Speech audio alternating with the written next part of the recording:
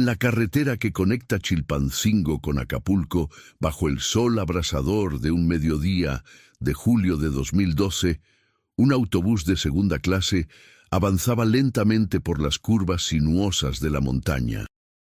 El vehículo transportaba 32 pasajeros, la mayoría trabajadores que regresaban a sus pueblos después de semanas de labor en la ciudad. Entre ellos viajaban Daniel Morales y Roberto Sánchez, amigos desde la primaria, ahora hombres de 32 años que habían crecido juntos en el pequeño pueblo de San Miguel Totolapán. Compartían el asiento trasero, conversando sobre sus familias, sus sueños de un futuro mejor, ajenos al destino que los esperaba apenas 20 minutos adelante. Daniel llevaba en su mochila el dinero que había ahorrado durante 3 meses trabajando como albañil en Chilpancingo.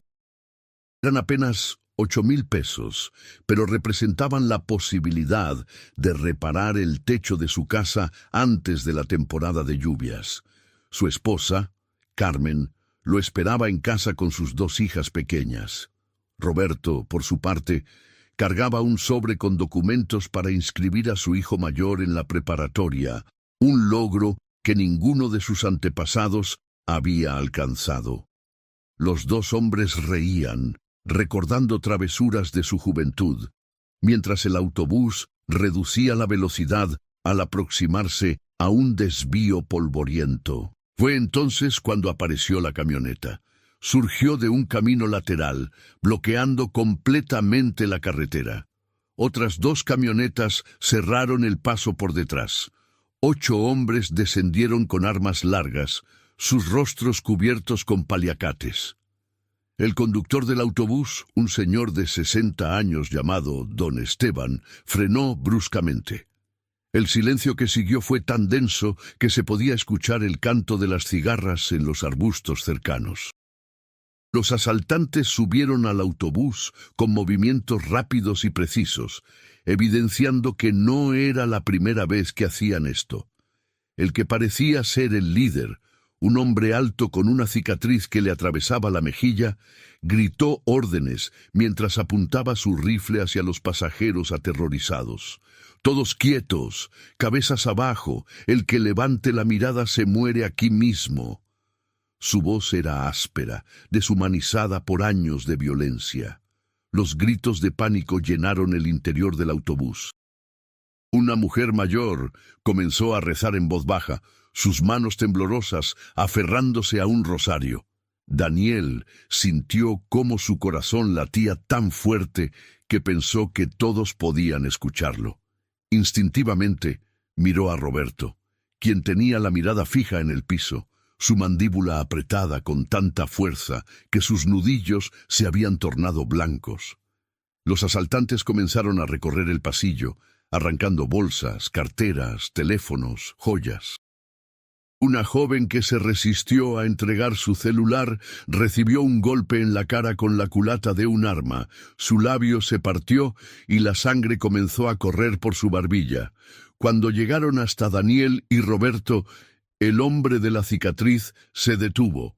Sus ojos se fijaron en la mochila de Daniel. «¡Dame eso!», ordenó. Daniel obedeció con manos temblorosas, entregándole todo lo que había trabajado tan duramente para conseguir. El asaltante revisó el contenido, encontró el dinero y soltó una risa burlona. «¿Esto es todo lo que tienes, cabrón? ¿3 meses de trabajo por esta mierda?». Entonces sus ojos se desviaron hacia Roberto, específicamente hacia el reloj de plata que llevaba en la muñeca, una herencia de su abuelo. «Ese reloj, dámelo ahora». Roberto dudó apenas un segundo, pero ese segundo fue demasiado. El asaltante lo golpeó en el estómago con tanta fuerza que Roberto se dobló de dolor, luchando por respirar. Si deseas suscribirte a este canal y seguir estas historias que nos recuerdan la realidad que vivimos, déjanos tu comentario diciendo desde dónde nos estás viendo. Tu apoyo es importante para continuar contando estas historias. Daniel reaccionó por instinto, poniéndose de pie para defender a su amigo. Fue el error más grande de su vida. Otro asaltante lo empujó violentamente contra la ventana, mientras el líder presionaba el cañón del rifle contra su sien. ¿Quieres ser héroe, pendejo? ¿Quieres morir aquí? El frío metal contra su piel lo paralizó completamente. Carmen, sus hijas, sus rostros aparecieron en su mente como fotografías borrosas. No, no, señor, perdón, balbuceó con voz quebrada. El asaltante lo miró fijamente durante lo que pareció una eternidad, luego escupió en su cara y lo soltó. Roberto, todavía recuperándose del golpe, logró quitarse el reloj y entregarlo. El hombre lo tomó sin mirarlo siquiera, continuando su recorrido de saqueo por el autobús. Pero el horror apenas comenzaba. Después de robar a todos los pasajeros, el líder hizo algo que cambiaría para siempre el destino de ese grupo de personas. Todos los hombres menores de 40 años, párense y salgan del autobús, ahora. El pánico se intensificó. Las súplicas llenaron el aire. Madres rogaban por sus hijos, esposas por sus maridos. Los golpes y amenazas acallaron las protestas. 14 hombres fueron obligados a descender, entre ellos Daniel y Roberto. Los formaron en fila bajo el sol implacable, el polvo del camino adhiriéndose a sus rostros empapados de sudor y lágrimas. El líder caminó lentamente frente a ellos, examinándolos como si fueran ganado en un mercado. «Ustedes tienen dos opciones», dijo con voz calculadamente tranquila. «O se unen a nosotros o los dejamos aquí mismo, pero sin posibilidad de volver a su casita». La amenaza implícita era clara como el agua cristalina de los ríos de montaña que antes corrían pacíficamente por esa región. Necesitamos gente que trabaje para nosotros, gente que conozca la zona, que tenga familia aquí. Eso los hace útiles. Daniel sintió que sus piernas apenas lo sostenían. Roberto a su lado temblaba visiblemente. Algunos de los hombres lloraban abiertamente.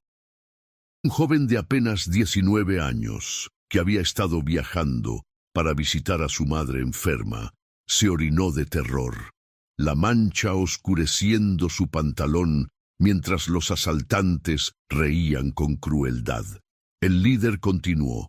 Van a trabajar transportando mercancía, van a hacer lo que se les ordene, cuando se les ordene. Si intentan escapar, matamos a sus familias. Si hablan con la policía, matamos a sus familias. Si nos traicionan de cualquier forma. Hizo una pausa dramática, pasando su dedo pulgar por su garganta en un gesto que no necesitaba traducción. ¿Entendido? El silencio pesaba toneladas. Finalmente, uno por uno, los hombres asintieron con la cabeza. No había opción real. Era eso, o la muerte inmediata, o algo peor para sus seres queridos. Daniel pensó en Carmen y las niñas. ¿Cómo explicarles esto? ¿Cómo decirles que ahora era parte de algo que toda su vida había tratado de evitar? Roberto cerró los ojos con fuerza, imaginando a su hijo en la preparatoria, el sueño que ahora parecía tan lejano como las estrellas. Los asaltantes separaron entonces a 5 hombres del grupo, los que parecían más fuertes o más jóvenes. Entre ellos estaba Roberto. Ustedes vienen con nosotros ahora mismo. Los demás regresen al autobús. Les contactaremos pronto. Recuerden, una palabra a alguien y sus familias pagan. Cargaron a los 5 hombres en una de las camionetas. Roberto alcanzó a mirar a Daniel una última vez antes de que lo empujaran adentro. Sus ojos comunicaban todo lo que las palabras no podían expresar en ese momento. Miedo, desesperación, una disculpa silenciosa por una separación que ninguno de los dos había elegido.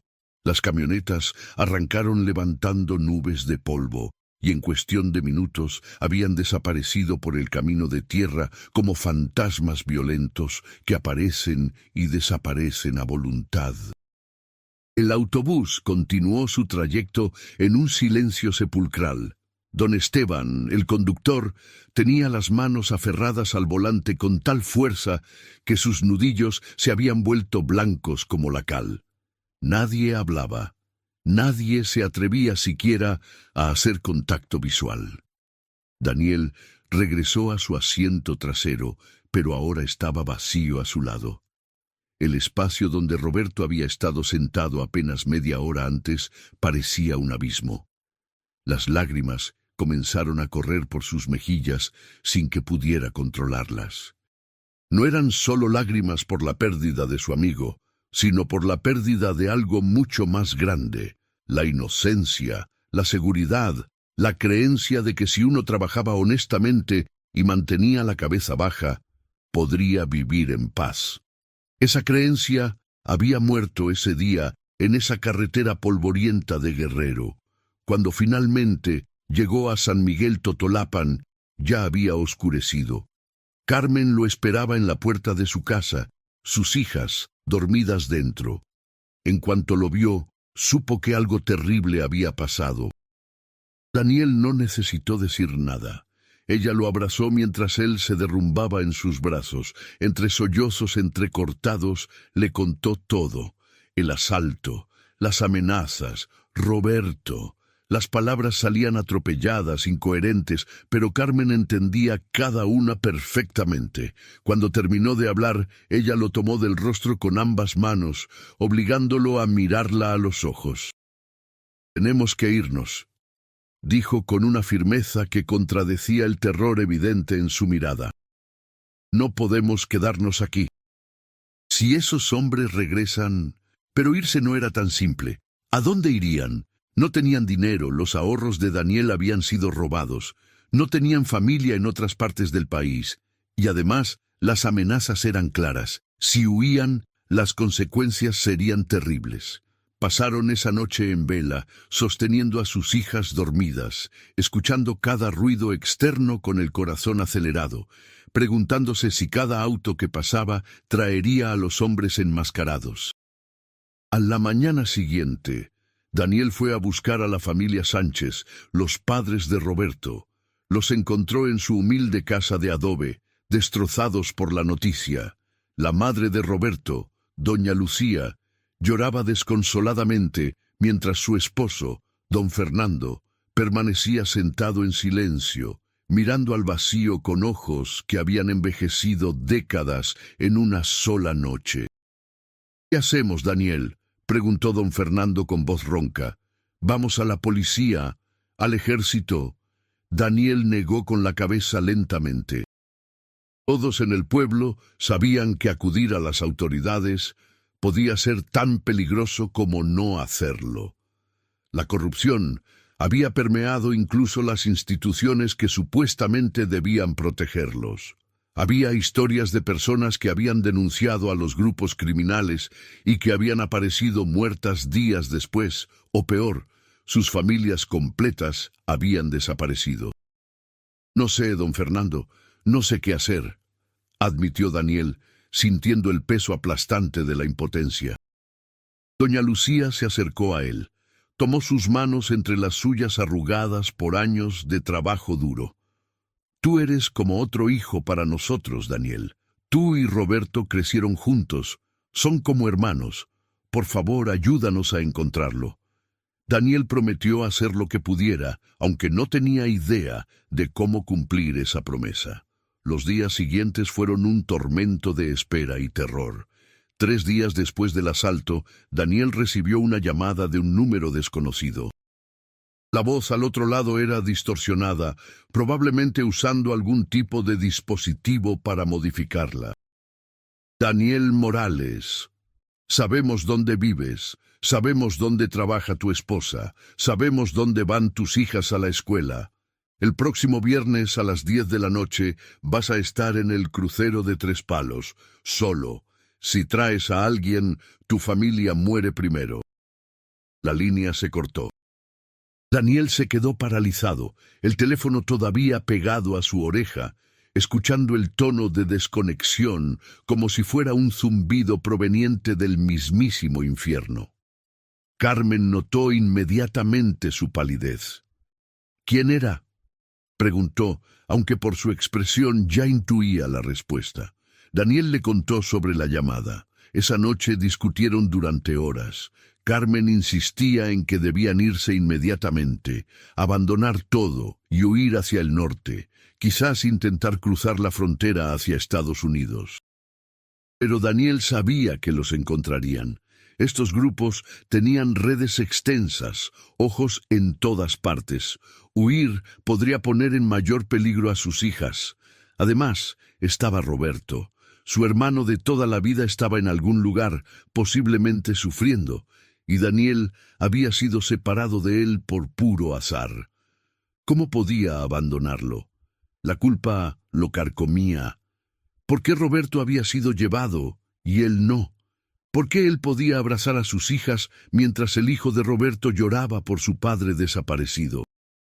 El viernes llegó demasiado rápido. Daniel se despidió de Carmen y las niñas como si fuera la última vez. Cada beso, cada abrazo, cada palabra llevaba el peso de una posible despedida final. «Si no regreso antes del amanecer», le dijo a Carmen, «toma a las niñas y ve a casa de tu hermana en Oaxaca. No esperes, no preguntes, solo ve». Carmen sollozaba silenciosamente, asintiendo mientras acariciaba el rostro de su esposo. Daniel salió a la noche oscura, caminando por las calles vacías de San Miguel Totolapán. El pueblo que antes había sido su hogar, ahora se sentía como territorio enemigo. Cada sombra, una amenaza potencial. Llegó al crucero de 3 Palos, un punto donde se intersectaban 4 caminos de tierra rodeados de vegetación densa. Esperó en la oscuridad, solo el sonido de los grillos y su propia respiración agitada como compañía. A las 10 en punto, como habían dicho, apareció una camioneta con las luces apagadas. Se detuvo frente a él y bajaron 2 hombres enmascarados. Uno de ellos era grande, con cicatrices en los brazos que Daniel podía distinguir incluso en la penumbra. El otro era delgado, nervioso, constantemente mirando alrededor. «Súbete», ordenó el grande. Daniel obedeció, su mente repleta de posibles escenarios, casi todos terminando con su muerte. Lo vendaron los ojos con un trapo sucio que olía a gasolina y sudor. El viaje duró aproximadamente 40 minutos por caminos irregulares que hacían que el vehículo se sacudiera violentamente. Daniel perdió completamente el sentido de dirección. Cuando finalmente se detuvieron y le quitaron la venda, estaba frente a una casa de campo deteriorada, rodeada de árboles. Había otras camionetas estacionadas alrededor y hombres armados vigilando. Lo condujeron adentro, donde el líder del asalto, el hombre de la cicatriz en la mejilla, estaba sentado en una silla de plástico, fumando un cigarro. «Daniel Morales», dijo el hombre, como si saboreara el nombre. «Albañil, casado, 2 hijas. Tu esposa Carmen trabaja en una tienda de abarrotes.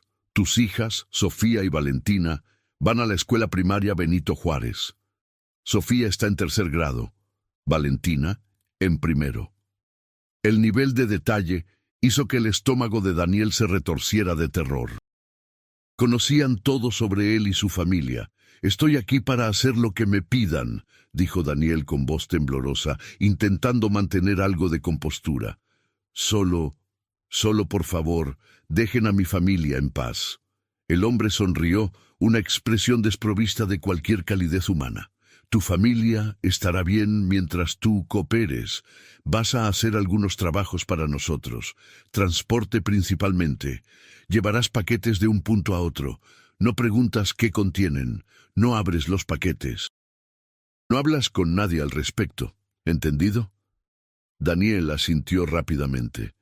Y Roberto Sánchez, mi amigo, ¿está aquí? Puedo verlo».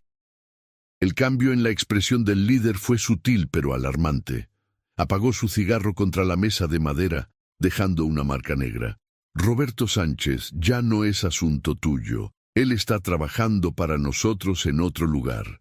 Si intentas buscarlo, si haces preguntas sobre él, eso será un problema grande. El mensaje era claro. Daniel comprendió en ese momento que su amistad con Roberto, una conexión de 30 años de risa, lágrimas, secretos compartidos y sueños, había sido cortada violentamente. Eran ahora dos piezas separadas en el engranaje de una máquina de violencia que los usaba como herramientas desechables. Lo regresaron a Tres Palos con la misma ceremonia de la venda en los ojos. Antes de dejarlo ir, el hombre de la cicatriz le entregó un teléfono celular básico. Mantén este teléfono contigo siempre. Cuando te llamemos, respondes inmediatamente. Tu primera entrega es el martes. Te daremos instrucciones. Daniel regresó a casa justo antes del amanecer, como había prometido. Carmen corrió hacia él, abrazándolo con desesperación. No durmieron esa noche. Solo se quedaron juntos en la cama, escuchando la respiración de sus hijas en la habitación contigua, aferrándose al presente porque el futuro se había vuelto impredecible y aterrador. El martes, el teléfono sonó. Daniel recibió instrucciones de recoger un paquete en un almacén abandonado en las afueras de Chilpancingo y llevarlo a una dirección en Acapulco. Le dieron un vehículo viejo para realizar el transporte. Carmen lo vio partir con ojos llenos de lágrimas no derramadas, manteniendo una fachada de fortaleza para las niñas. El primer viaje fue el más difícil. Daniel conducía con las manos sudorosas, aferradas al volante, cada retén policial enviándole oleadas de pánico por todo el cuerpo. El paquete estaba en el asiento trasero, envuelto en plástico negro. Daniel sabía lo que probablemente contenía: drogas, armas, quizás dinero del crimen. Él, que siempre había sido un hombre honesto, que había trabajado cada día de su vida para mantener a su familia con dignidad, ahora era un criminal. La ironía era amarga como la hiel. Completó la entrega sin incidentes. La segunda fue similar. Y la tercera. Con cada viaje, una parte de su alma moría un poco más. Se miraba al espejo y ya no reconocía al hombre que le devolvía la mirada. Mientras tanto, la vida de Roberto Sánchez seguía un camino paralelo pero diferente. Lo habían llevado a un campamento en las montañas de Guerrero, donde el grupo criminal entrenaba a sus nuevos reclutas. Allí, junto con otros hombres que habían sido secuestrados de formas similares, fue obligado a aprender a manejar armas, a seguir órdenes sin cuestionarlas, a transformarse en lo que ellos necesitaban que fuera. El proceso era tanto físico como psicológico.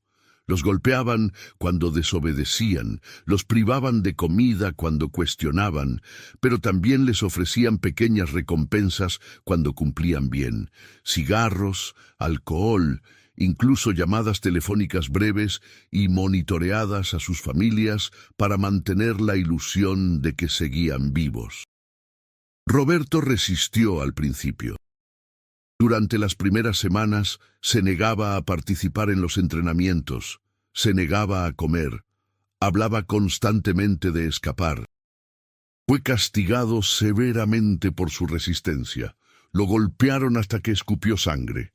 Lo encerraron en un cuarto oscuro durante 3 días, sin comida ni agua. Pero el castigo que finalmente quebró su espíritu vino en forma de una videollamada forzada. Le mostraron imágenes en vivo de su casa en San Miguel Totolapán. Su esposa, Mariana, colgaba ropa en el patio. Su hijo salía para ir a la escuela. 2 hombres armados estaban estacionados afuera, observando. Una palabra más de resistencia, le dijeron, y ellos reciben una visita que no olvidarán. Roberto se derrumbó esa noche, llorando en silencio en su jergón sucio, comprendiendo que no había escape posible. Comenzó a cooperar. Aprendió a desmontar y limpiar armas. Aprendió las rutas de transporte de mercancía. lo pusieron a trabajar como vigilante en puntos de control que el grupo establecía en carreteras secundarias. Su trabajo era detener vehículos, cobrar cuotas a los comerciantes que pasaban, identificar posibles amenazas. Cada día que pasaba se alejaba más del hombre que había sido. Las cosas que veía, las cosas que era obligado a hacer, lo cambiaban irrevocablemente. Hubo momentos en que consideró suicidarse, pero el pensamiento de su familia, de su hijo que lo esperaba en casa, lo mantenía anclado a la vida, por miserable que ésta hubiera se convertido. Los meses pasaron. Daniel continuaba haciendo entregas para el grupo criminal, viviendo en un estado constante de ansiedad. Su relación con Carmen se tensaba bajo el peso del secreto y el miedo. Ella sabía que él estaba haciendo cosas terribles, aunque él nunca compartía detalles. Las niñas, Sofía y Valentina, notaban que algo estaba mal, que papá ya no sonreía como antes, que mamá lloraba cuando pensaba que nadie la veía. La familia Sánchez sufría de manera similar. Doña Lucía había envejecido dramáticamente desde la desaparición de Roberto. Don Fernando había dejado de trabajar, pasaba sus días sentado en el portal de su casa, mirando el camino como si esperara que su hijo apareciera caminando en cualquier momento. Ocasionalmente, Roberto lograba hacer una llamada breve a casa. Estas llamadas estaban siempre monitoreadas y él solo podía decir cosas genéricas, que estaba bien, que los amaba, que pronto volvería a casa. Mariana le preguntaba dónde estaba, cuándo regresaría, pero Roberto no podía responder honestamente. Pronto, mi amor, pronto. Era todo lo que podía decir antes de que le arrebataran el teléfono. Estas conversaciones dejaban a ambos sintiéndose peor que antes, la distancia entre ellos expandiéndose como un cañón imposible de cruzar. El hijo de Roberto, Carlos, había dejado de hacer preguntas. El niño de 14 años se había vuelto silencioso, retraído, sus calificaciones escolares cayendo en picada mientras luchaba con la ausencia de su padre. Un día, casi 8 meses después del asalto original, Daniel estaba haciendo una entrega en un pueblo pequeño cerca de la costa cuando vio algo que lo paralizó. Roberto. Su amigo estaba parado en un punto de control improvisado, junto con otros hombres armados, deteniendo vehículos. Daniel casi choca contra el auto delantero por la impresión. Roberto llevaba ropa militar desgastada, un rifle colgando de su hombro, su rostro cubierto parcialmente con un paliacate. Pero Daniel lo reconoció inmediatamente en los ojos, en la postura, en la forma en que movía las manos. Era inconfundiblemente Roberto. El corazón de Daniel latía tan fuerte que pensó que explotaría. Cuando llegó su turno en el punto de control, Roberto se acercó a la ventana. Sus ojos se encontraron. Por un momento que pareció eterno, se reconocieron mutuamente. Daniel vio en los ojos de Roberto todo el dolor, la vergüenza, la desesperación de los últimos meses. Roberto vio en los ojos de Daniel preguntas, lágrimas contenidas, y también algo de su propio sufrimiento reflejado. Durante 3 segundos, ninguno de los dos habló. Luego Roberto, con voz mecánica y desprovista de emoción, dijo: «Pasa». Eso fue todo. No hubo abrazo. No hubo palabras de consuelo, no hubo explicaciones. Daniel pasó por el punto de control con lágrimas corriendo por sus mejillas, mirando por el espejo retrovisor como Roberto se alejaba de su vista, posiblemente para siempre. Ese breve encuentro fue más doloroso que si nunca se hubieran visto. Daniel no le contó a nadie sobre el encuentro. ¿Qué podría decir? ¿Que había visto a Roberto trabajando para los mismos criminales que habían destruido sus vidas? ¿Que su amigo de toda la vida ahora era parte de la maquinaria de violencia que aterrorizaba a la región? No podía compartir esa información sin poner en peligro tanto a Roberto como a sí mismo. El secreto lo comía vivo. Comenzó a beber para poder dormir. Carmen intentaba hablar con él, pero Daniel se había vuelto distante, encerrado en su propio sufrimiento. La familia estaba desintegrándose lentamente, como una fotografía dejada bajo el sol, sus colores desvaneciéndose hasta que solo quedaba un contorno borroso de lo que una vez fue. La situación en San Miguel Totolapán y los pueblos circundantes empeoraba. El grupo criminal había extendido su control sobre toda la región. Establecían cuotas que los comerciantes debían pagar mensualmente. Las familias que no podían pagar eran amenazadas, golpeadas o peor. Varios negocios cerraron. Familias enteras comenzaron a emigrar, abandonando casas que habían pertenecido a sus familias durante generaciones. El pueblo se estaba vaciando, convirtiéndose en un cascarón de lo que había sido. La escuela primaria Benito Juárez, donde Sofía y Valentina estudiaban, había perdido la mitad de sus alumnos. Los maestros enseñaban con miedo, sabiendo que cualquiera de sus estudiantes podría ser hijo o familiar de alguien conectado con el crimen organizado. Don Fernando murió de un ataque al corazón un año después de la desaparición de Roberto. Los médicos dijeron que fue su corazón, pero todos sabían que fue de tristeza, de la carga insoportable de no saber qué le había pasado a su hijo. El funeral fue pequeño, asistieron pocas personas porque el miedo había hecho que incluso los rituales comunitarios de duelo se volvieran peligrosos. Daniel fue uno de los que cargó el ataúd. Mientras caminaba hacia la tumba, pensaba en cómo don Fernando había muerto sin saber que Roberto seguía vivo, transformado en algo que su padre nunca hubiera podido imaginar. Doña Lucía se quedó sola en su casa, cuidada ocasionalmente por vecinos que también vivían con miedo. Mariana, la esposa de Roberto, tomó una decisión difícil meses después de la muerte de don Fernando. No podía seguir esperando en un limbo interminable. Su hijo Carlos necesitaba estabilidad, educación, un futuro. Vendió todo lo que poseían por una fracción de su valor real y se mudó con su hermano a la Ciudad de México. Antes de irse, visitó a Daniel. Fue una conversación desgarradora. «No puedo seguir aquí, Daniel», le dijo con voz quebrada.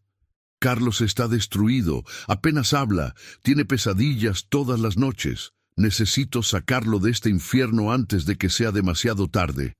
Daniel entendía perfectamente. Él había estado considerando hacer lo mismo.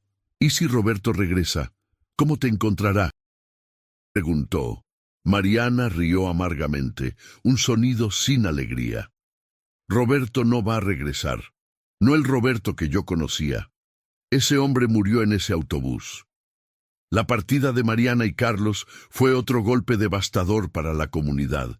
Representaba la rendición final, la aceptación de que las cosas nunca volverían a ser como antes. Daniel ayudó a cargar sus pocas pertenencias en el autobús que los llevaría a la Ciudad de México.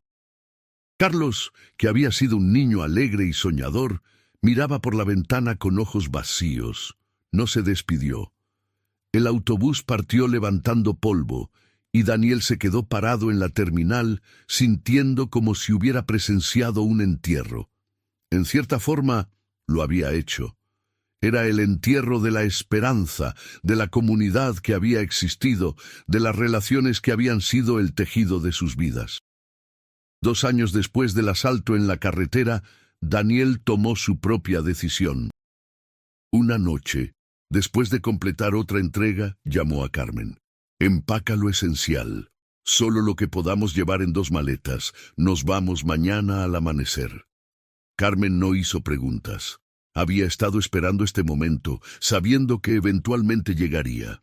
Esa noche, mientras las niñas dormían, prepararon sus pertenencias.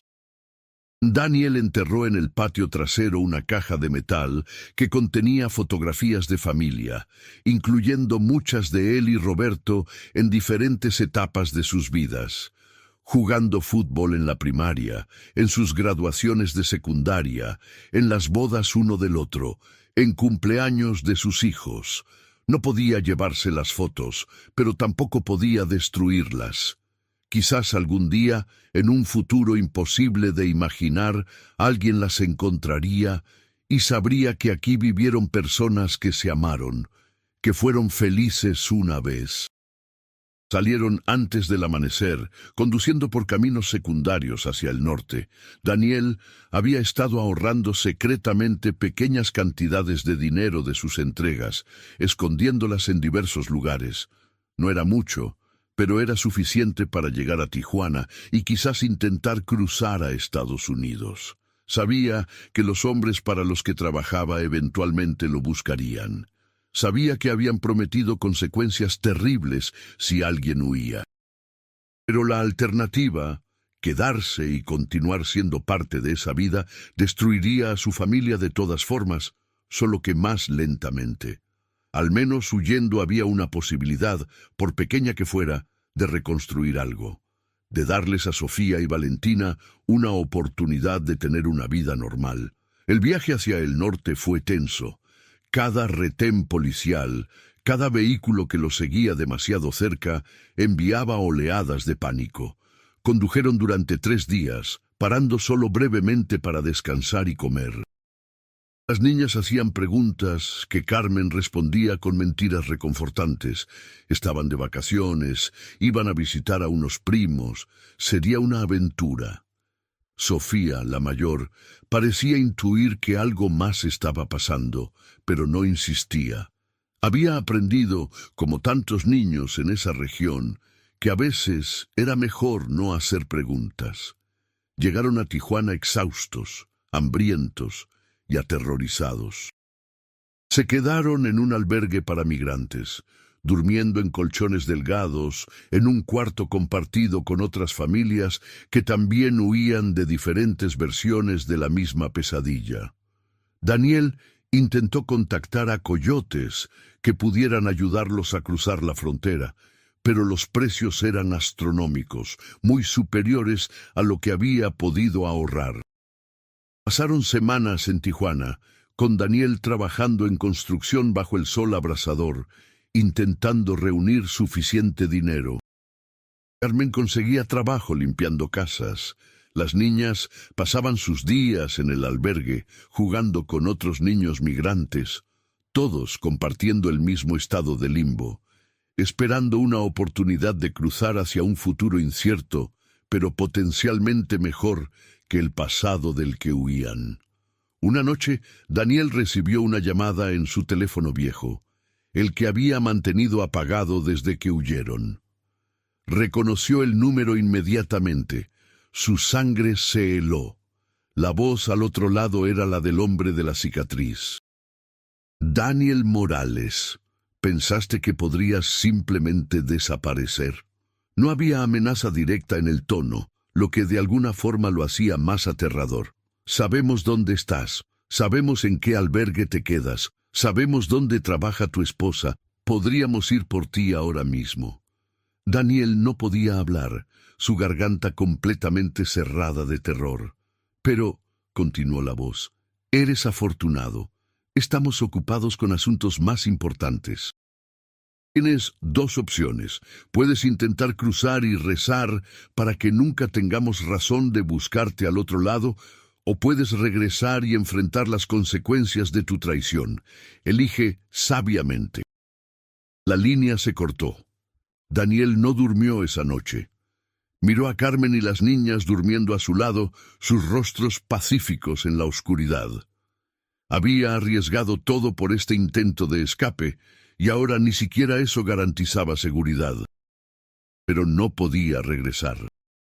Regresar significaba muerte, o algo peor, Significaba continuar siendo parte de ese mundo, ver a sus hijas crecer rodeadas de violencia, quizás eventualmente perder a una de ellas o a Carmen de la misma forma en que tantas familias habían sido destrozadas. A la mañana siguiente le contó a Carmen sobre la llamada. Ella lloró, pero su resolución no flaqueó. «Cruzamos», dijo con firmeza. «Aunque tengamos que caminar por el desierto, aunque arriesguemos nuestras vidas, cruzamos». No hay vuelta atrás.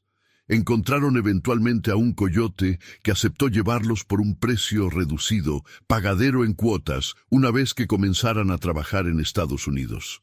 Era riesgoso. El coyote no era particularmente confiable, pero no tenían opciones mejores. El cruce fue una pesadilla. Caminaron de noche por el desierto, siguiendo a un guía que parecía apenas conocer el camino. Sofía se torció un tobillo y tuvo que ser cargada parte del trayecto. Valentina lloraba por sed, sus labios agrietados sangraban. Hubo momentos en que Daniel pensó que no lo lograrían, que morirían en ese desierto inhóspito, sus cuerpos convirtiéndose en otra estadística más de las tragedias migratorias. Pero sobrevivieron, cruzaron.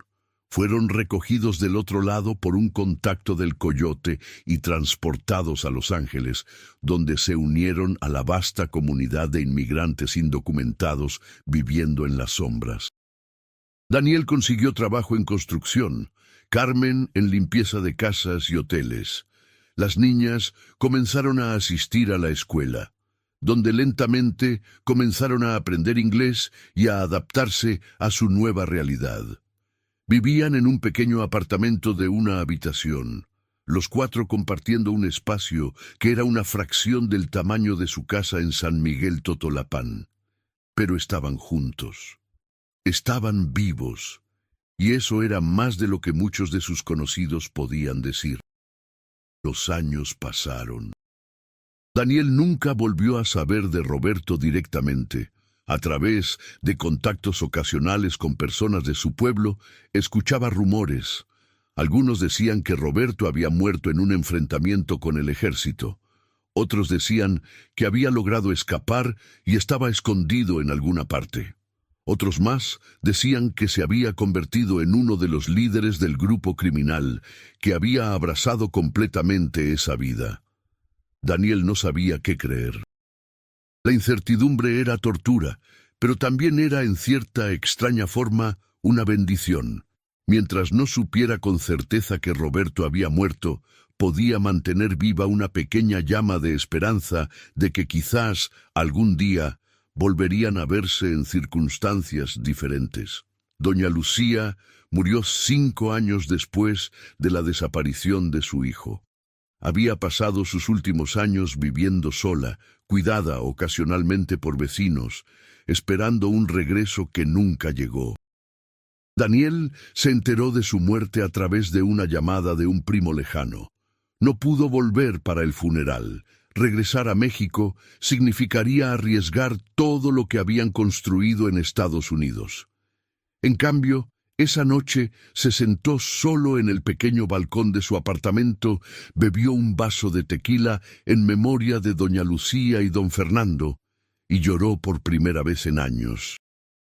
Lloró por ellos, por Roberto, por la vida que había perdido, por la amistad que había sido arrancada violentamente de su existencia.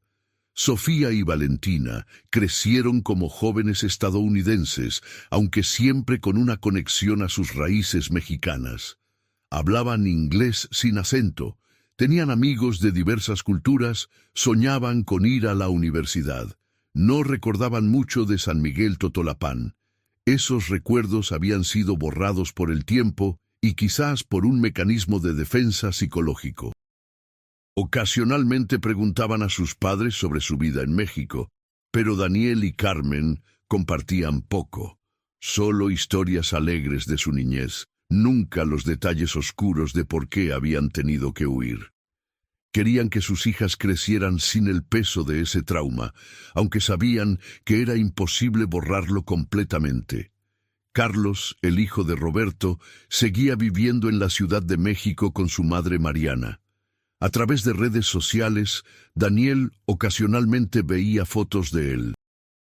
Carlos había crecido, se había convertido en un joven serio, estudiaba ingeniería. En sus fotos, Daniel buscaba rastros de Roberto, y los encontraba en la forma de sus ojos, en su sonrisa ocasional.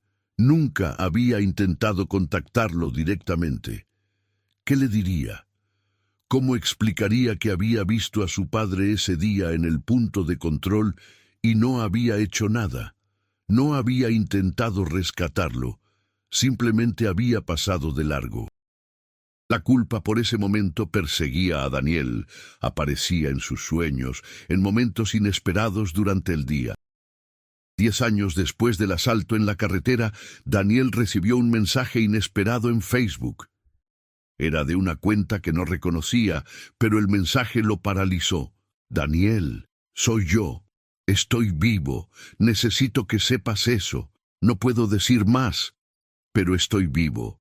Y pienso en nuestra amistad cada día. Cuídate, hermano. No había forma de verificar si realmente era Roberto. La cuenta tenía una foto de perfil genérica, sin información adicional.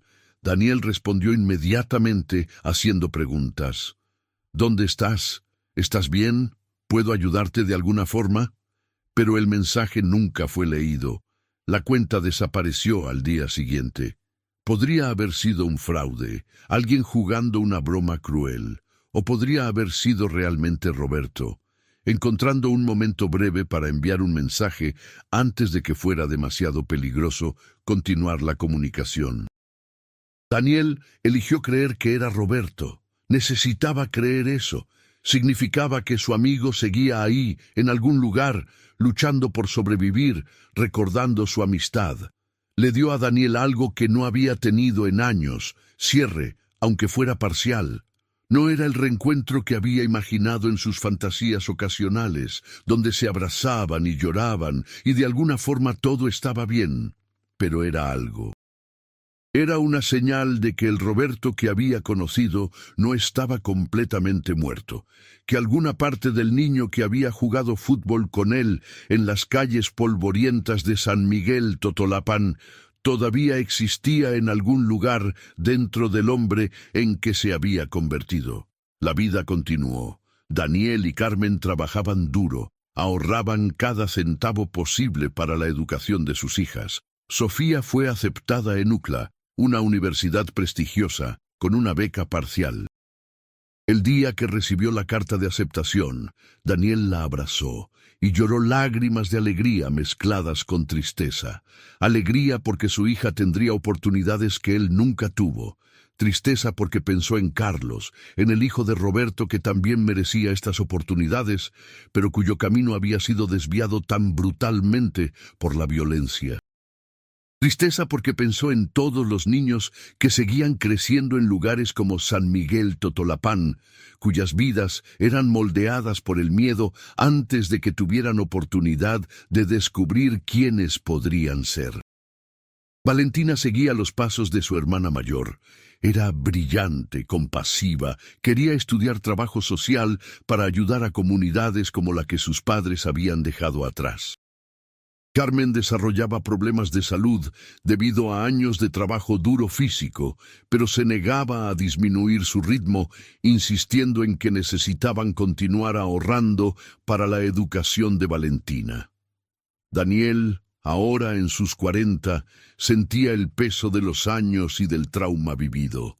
Su cabello había encaneciado prematuramente, su espalda dolía constantemente por los años de trabajo de construcción. Pero cuando miraba a sus hijas, sabía que cada sacrificio había valido la pena. Si has llegado hasta aquí, apreciando estas historias que nos recuerdan la complejidad y el dolor de tantas familias, te invito nuevamente a suscribirte al canal y comentar de dónde nos estás viendo. Tu apoyo ayuda a mantener vivas estas narrativas importantes. San Miguel Totolapán continuaba existiendo, pero había cambiado irreversiblemente. Muchas de las familias que Daniel había conocido también habían huido. Los que permanecían lo hacían porque no tenían opción, porque eran demasiado viejos para empezar de nuevo en otro lugar, porque sus raíces estaban tan profundamente enterradas en esa tierra que arrancarlas significaría morir. El grupo criminal que había sembrado tanto terror eventualmente fue desmantelado por el ejército y otras fuerzas, pero solo para ser reemplazado por otra organización similar. La violencia continuaba, solo cambiaba de rostro. Las víctimas continuaban acumulándose, cada una con su propia historia de dolor, separación, pérdida. Daniel a veces se preguntaba si había tomado la decisión correcta al huir. Se preguntaba si debería haber luchado de alguna forma, si debería haber resistido, si su huida había sido cobardía o sabiduría. No tenía respuestas definitivas. Solo sabía que sus hijas estaban seguras, que tenían futuro, que no despertaban cada noche escuchando ruidos aterradores afuera. Eso tenía que ser suficiente. En sus momentos más oscuros, cuando la nostalgia por su tierra natal se volvía casi insoportable, se recordaba a sí mismo que el México que extrañaba ya no existía. Había sido reemplazado por algo más duro, más cruel, un lugar donde la amistad de 30 años podía ser destruida en un instante por hombres con armas y sin conciencia. 16 años después del asalto, Daniel recibió una noticia que lo sacudió hasta el núcleo. Un primo lejano lo contactó por WhatsApp con un artículo de noticias. Había habido un operativo grande en las montañas de Guerrero. Habían encontrado una fosa clandestina con restos de más de 50 personas.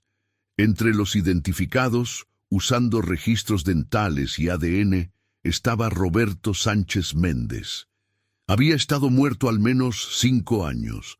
El mensaje de Facebook que Daniel había recibido años atrás no había sido de Roberto.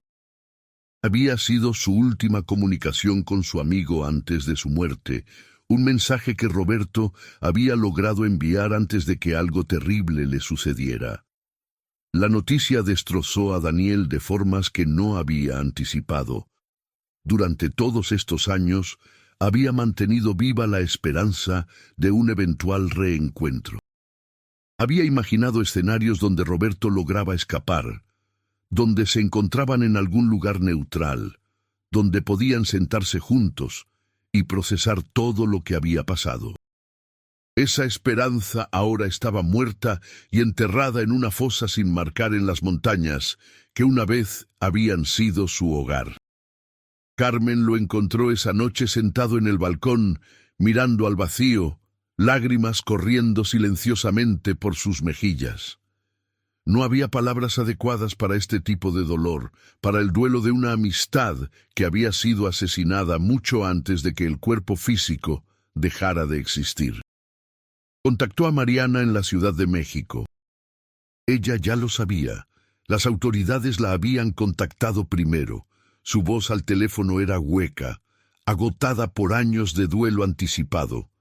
Al menos ahora sabemos, dijo con una calma que solo puede venir después de años de sufrimiento. Al menos Carlos puede tener cierre. Al menos podemos enterrarlo apropiadamente. Organizaron un funeral pequeño en la Ciudad de México. Daniel consideró seriamente viajar, pero el miedo lo paralizaba. Viajar a México significaba riesgo, no solo para él, sino potencialmente para su familia. Al final, no fue. Esa decisión lo perseguiría, añadiendo otra capa de culpa a las muchas que ya cargaba. Carlos, ahora un hombre de 30 años, había construido una vida para sí mismo a pesar de todo. Se había graduado de ingeniero, tenía un buen trabajo, estaba casado. En las fotos del funeral que Mariana compartió, Daniel podía ver que Carlos se parecía extraordinariamente a su padre a esa edad. Ver su rostro en esas fotos era como mirar un fantasma, una versión de Roberto que había logrado sobrevivir a través de su hijo. Carlos había dado un discurso en el funeral, hablando de un padre que apenas recordaba, reconstruyendo una memoria de fragmentos y fotografías y las historias que su madre había compartido.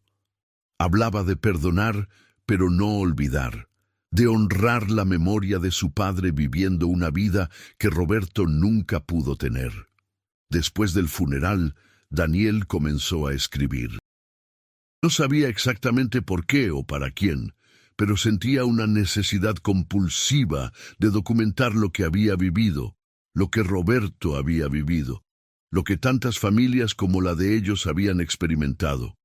Escribía en español, en cuadernos baratos que compraba en la tienda de dólar, llenando página tras página con memorias, emociones, reflexiones.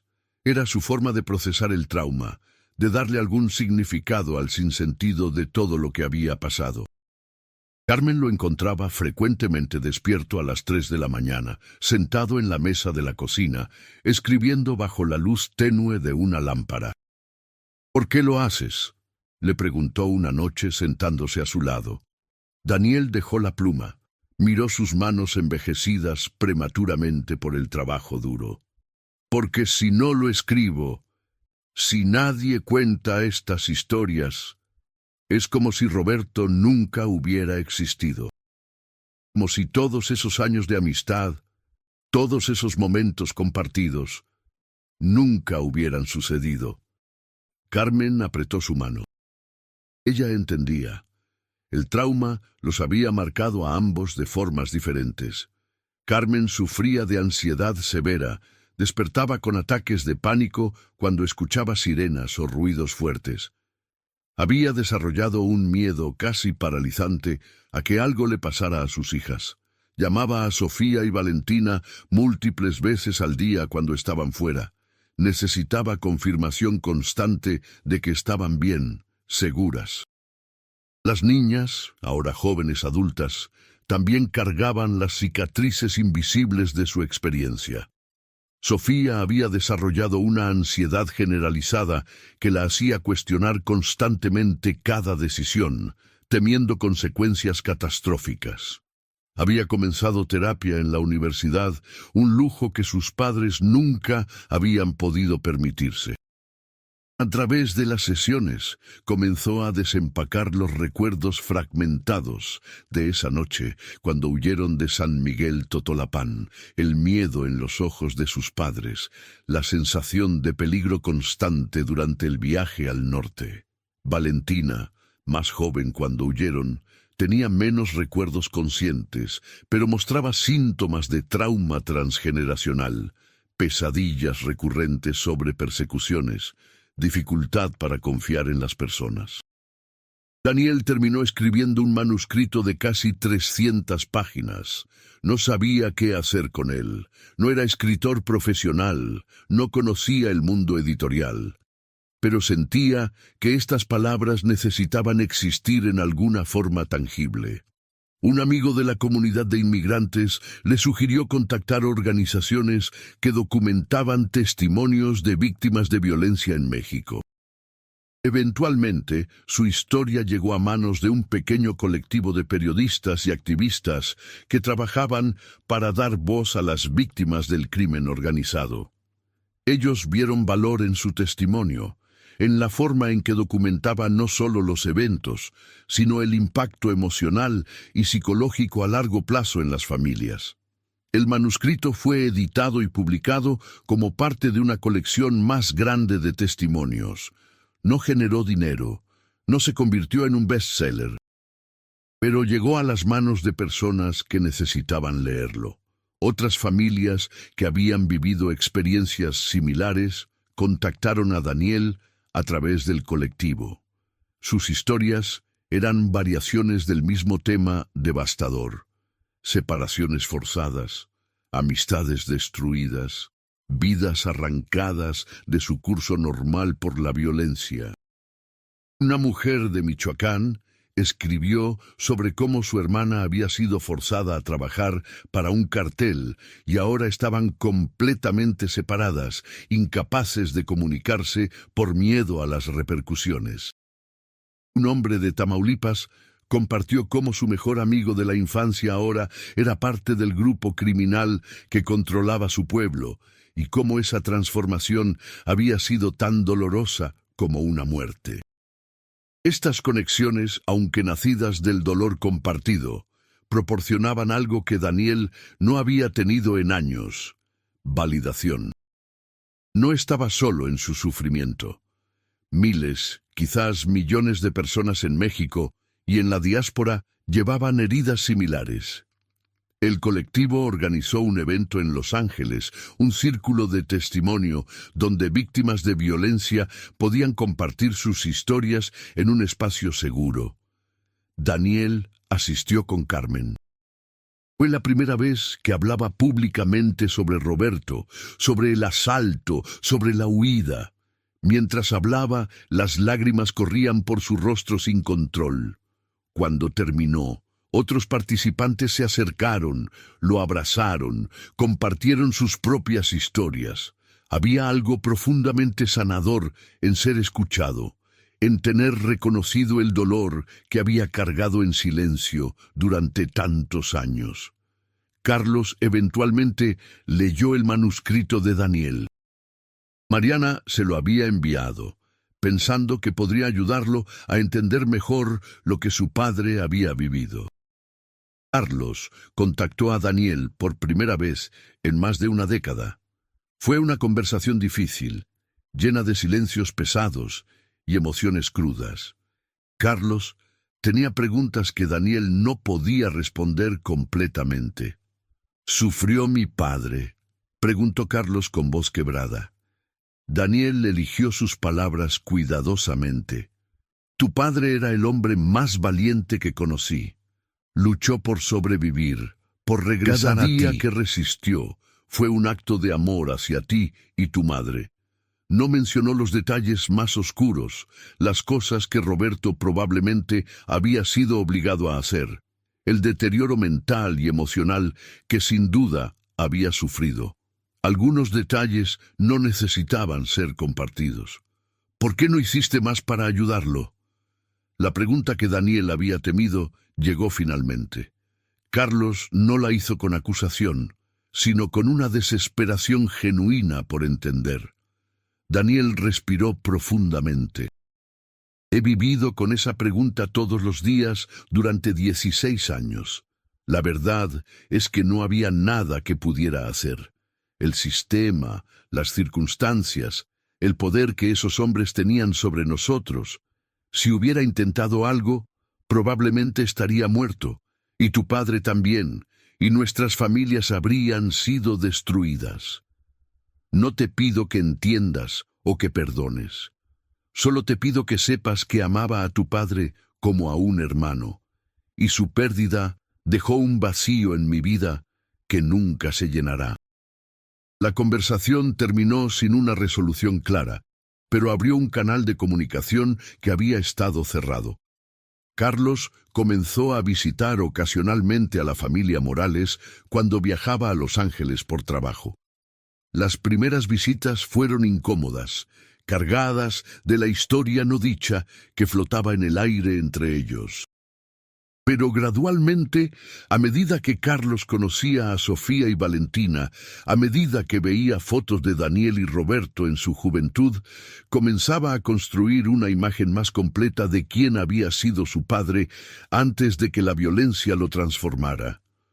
Sofía y Carlos desarrollaron una conexión particular. Ambos eran los mayores. Ambos cargaban el peso de ser hijos de trauma. Ambos estaban intentando construir vidas que honraran a sus familias, mientras también se liberaban de las cadenas del pasado. 20 años después del asalto, Daniel regresó a México por primera vez.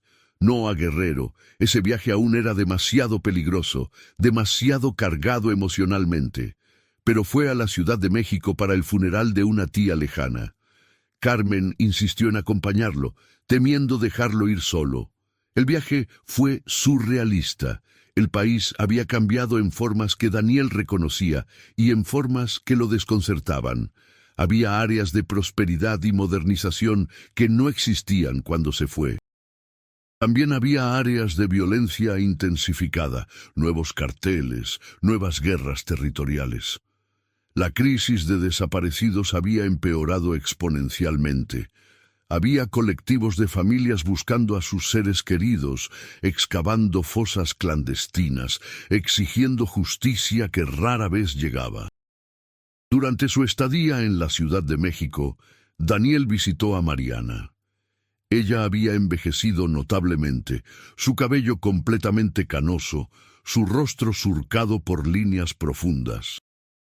Pero había algo en sus ojos, una cierta paz que Daniel no había visto antes. «He aprendido a vivir con esto», le dijo mientras tomaban café en su pequeña cocina. «No es olvido, nunca será olvido, pero es aceptación. Roberto está muerto. Esa parte de mi vida terminó hace mucho tiempo. Ahora vivo por Carlos, por sus hijos, mis nietos. Ellos son el futuro que Roberto quería construir». Daniel envidiaba esa paz, aunque entendía que había llegado después de años de terapia, de trabajo personal intenso, de lágrimas y rabia procesadas lentamente. Mariana le mostró una caja de objetos personales de Roberto que había logrado conservar. Fotografías, una carta que Roberto había escrito cuando eran novios, el certificado de nacimiento de Carlos. Entre los objetos había también una foto de Daniel y Roberto de cuando tenían 12 años, parados frente a la escuela primaria con uniformes desgastados y sonrisas enormes que mostraban dientes faltantes. Daniel no recordaba que esa foto existiera. La tomó con manos temblorosas, estudiando los rostros de esos dos niños que no tenían idea de lo que el futuro les depararía. «Quédatela», dijo Mariana. «Creo que Roberto hubiera querido que la tuvieras». Daniel la guardó cuidadosamente en su billetera, donde permanecería durante el resto de su vida. De regreso en Los Ángeles, Daniel continuaba con su vida, pero algo había cambiado con ese viaje. La visita a México, ver a Mariana, hablar con Carlos, todo había proporcionado un cierto cierre que no sabía que necesitaba. Comenzó a involucrarse más activamente con organizaciones que apoyaban a inmigrantes mexicanos en Los Ángeles, particularmente aquellos que habían huido de la violencia. Compartía su historia en talleres y eventos comunitarios, ayudando a otros a procesar sus propios traumas. Descubrió que tenía un don para escuchar, para crear espacios donde las personas se sentían seguras, compartiendo sus experiencias más dolorosas. Carmen se unió a él en este trabajo, ofreciendo apoyo particularmente a mujeres que habían perdido hijos o esposos a la violencia. Sofía completó su educación en UCLA y decidió estudiar Derecho, enfocándose en derechos humanos e inmigración. Quería usar su privilegio, el privilegio de haber escapado, de haber tenido educación, para ayudar a otros en situaciones similares a la que su familia había enfrentado. Comenzó a trabajar con una organización sin fines de lucro que proporcionaba representación legal gratuita a solicitantes de asilo. Cada caso que manejaba era un eco de su propia historia, familias huyendo de violencia inimaginable, buscando simplemente la oportunidad de vivir sin miedo. El trabajo era emocionalmente agotador, pero también profundamente significativo. Era su forma de honrar el sacrificio que sus padres habían hecho, de darle propósito a todo el sufrimiento.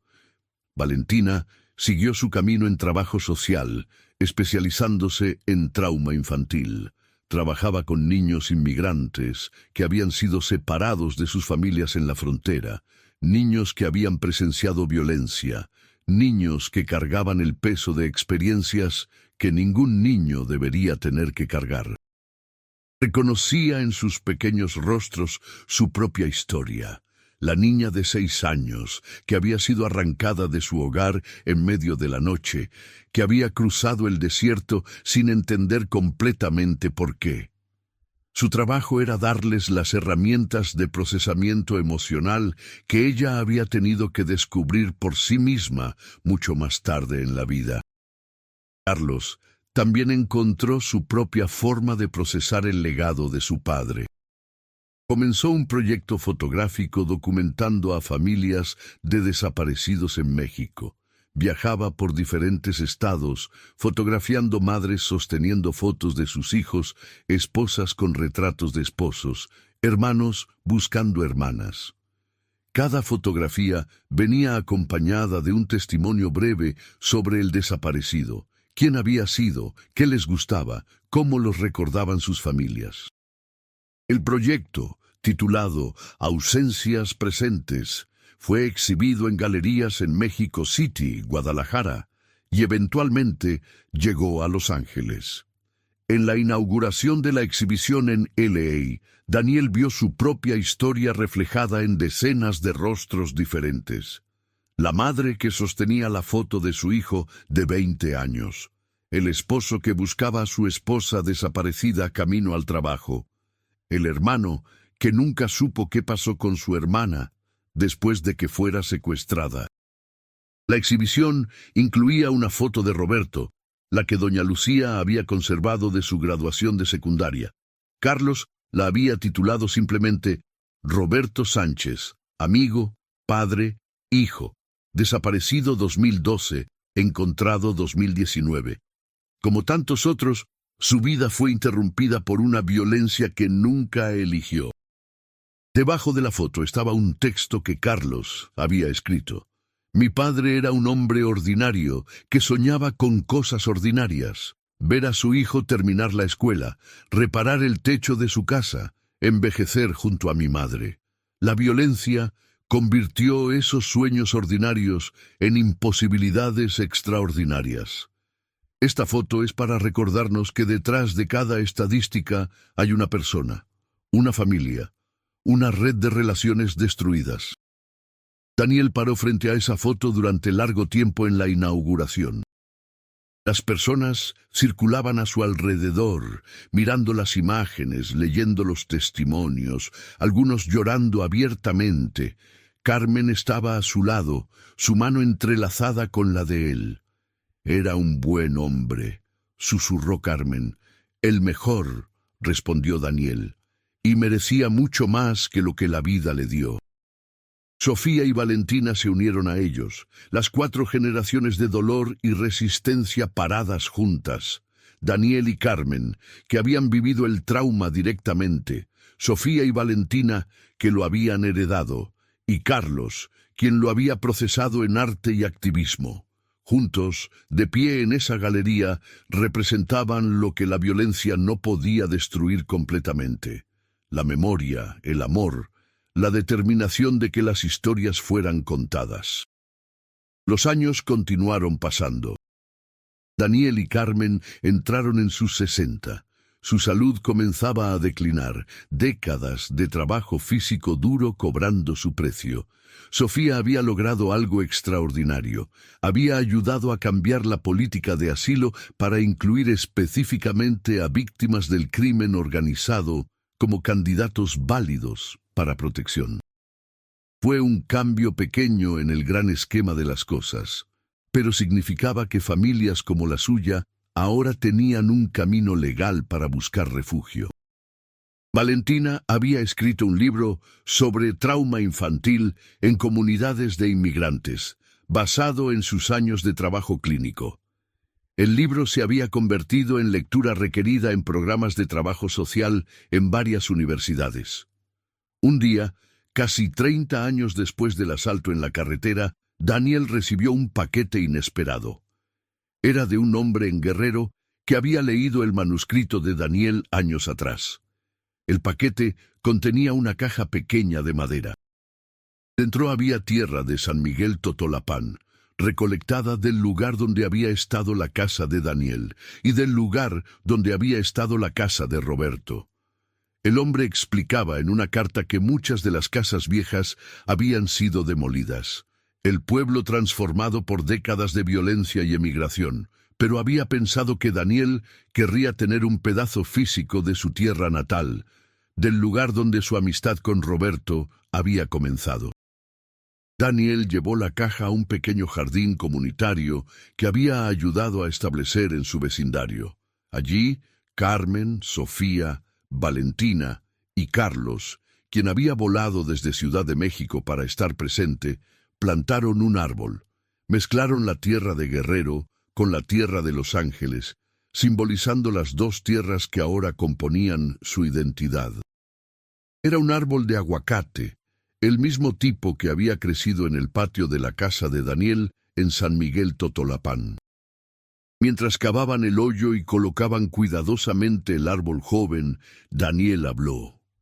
Este árbol es para Roberto, para todos los que perdimos en el camino, para las amistades que fueron destruidas, para las familias que fueron separadas, para las vidas que nunca llegaron a florecer completamente. Carlos agregó tierra con sus propias manos. Por mi padre, quien fue más que las circunstancias que lo definieron. Él luchó por sobrevivir, quien nunca dejó de pensar en nosotros, quien merece ser recordado no por cómo murió, sino por cómo vivió. Sofía y Valentina también participaron, cada una compartiendo breves palabras sobre la importancia de recordar, de honrar, de continuar luchando por un mundo donde historias como la de sus familias se volvieran reliquias del pasado en lugar de realidades del presente. Carmen, quien raramente hablaba en público, sorprendió a todos con su contribución. Plantamos este árbol como un acto de resistencia. La violencia quiso borrarnos, silenciarnos, hacernos desaparecer. Pero aquí estamos, todavía aquí, todavía recordando, todavía contando nuestras historias. El árbol crecería lentamente con los años, sus raíces profundizándose en la tierra híbrida que representaba dos mundos, dos realidades, dos versiones de lo que podría haber sido y lo que realmente fue. Se convertiría en un lugar de reunión para la familia extendida que habían construido. No de sangre, sino de experiencia compartida, de supervivencia compartida, de determinación compartida de que sus historias importaran. Otros miembros de la comunidad de inmigrantes comenzaron a traer tierra de sus propios lugares de origen, creando un jardín que era literalmente un mosaico de toda Latinoamérica, cada planta representando una historia de pérdida y resistencia. Daniel sabía que su tiempo era limitado. La vida que había vivido, el estrés constante, el trabajo duro, todo había acelerado su envejecimiento. Pero cuando miraba a su alrededor, a su esposa que había permanecido a su lado a través de todo, a sus hijas que habían transformado dolor en propósito, a Carlos que había honrado a su padre convirtiéndose en un hombre de integridad y compasión, sentía algo que no había sentido en décadas. Paz. No era la paz de la resolución completa o del perdón fácil. Era la paz de saber que había hecho lo mejor que pudo con las opciones imposibles que le habían sido presentadas, que había protegido a su familia, que había honrado la memoria de Roberto al vivir, al contar su historia, al asegurarse de que su amigo no fuera solo otra estadística olvidada. Una tarde de primavera, sentado bajo el árbol de aguacate que ahora tenía 3 años y comenzaba a dar sus primeros frutos pequeños, Daniel escribió su última entrada en el diario que había mantenido durante décadas. Roberto, hermano mío, escribió con mano temblorosa, no sé si hay algo después de esta vida. No sé si puedes escucharme de alguna forma, pero si puedes, quiero que sepas esto, no te fallé porque no te rescaté. Te honré al sobrevivir, al recordar, al asegurarme de que tu hijo supiera quién eras realmente. Nuestros caminos fueron separados por la dor, sí, pero la conexión entre nosotros nunca fue completamente cortada. Vive en Carlos, en mis hijas, en cada persona que ha escuchado nuestra historia y ha decidido que vale la pena luchar por un mundo mejor. Nos vemos del otro lado, hermano. Guárdame un lugar junto a ti. Daniel cerró el cuaderno, miró hacia el cielo donde el sol comenzaba a ponerse, pintando el horizonte con tonos de naranja y púrpura. En algún lugar, en las montañas de Guerrero, ese mismo sol se ponía sobre la tierra que una vez había llamado hogar. Pero aquí, en este jardín comunitario en Los Ángeles, rodeado de plantas que llevaban tierra de 100 lugares diferentes, todas las raíces entrelazándose bajo la superficie, Daniel finalmente entendió algo fundamental. La violencia había separado sus caminos físicamente, había destruido la vida que Roberto debería haber tenido, había roto familias y comunidades, pero no había podido destruir el amor, la memoria o la determinación de que estas historias fueran contadas y recordadas.